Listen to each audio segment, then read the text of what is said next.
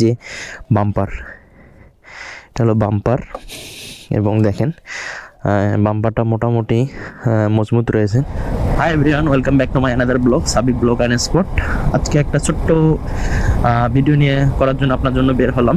ছোট্ট একটা short review দেবো আজকের বাম্পার ব্যাক ক্রিয়া এবং ব্যাক রেস্ট ইনস্টলেশন করার পর কেমন লাগছে এবং কোথা থেকে কীভাবে নিলাম, কত কষ্ট পড়লো, ওভারঅল সব ডিটেলসে আপনাদের জানাবো। সঙ্গে থাকবেন সবাই। আশা করি আপনারা সবাই উপকৃত হবেন। এই যে আমার এটা হলো ব্যাক ক্রিয়ার আর এটা হলো ব্যাক রেস্ট।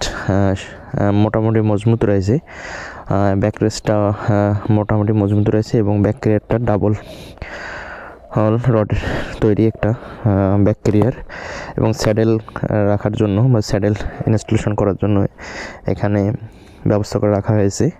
পরবর্তীতে স্যাডেলটা আসলেও আমি এটা ইনস্টলেশন করে ফেলবো।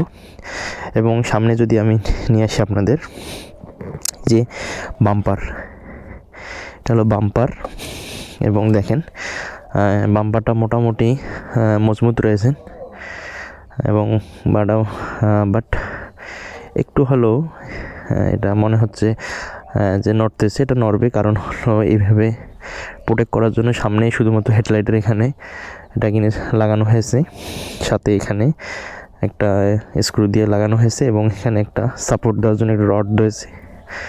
মোটামুটি যদি এদিকে দেখাই,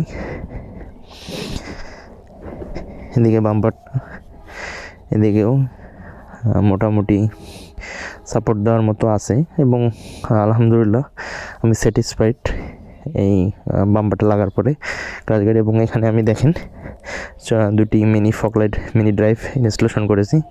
আলহামদুলিল্লাহ আলো আছে, আলহামদুলিল্লাহ ভালো। পরবর্তী একটা ভিডিওতে আপনাদের আমি আলোটাও দেখাবো। এই ছিল মোটামুটি বাম্পার ইনস্টলেশন এবং ব্যাক ক্রিয়ার এবং ব্যাক রেস্ট ইনস্টলেশন।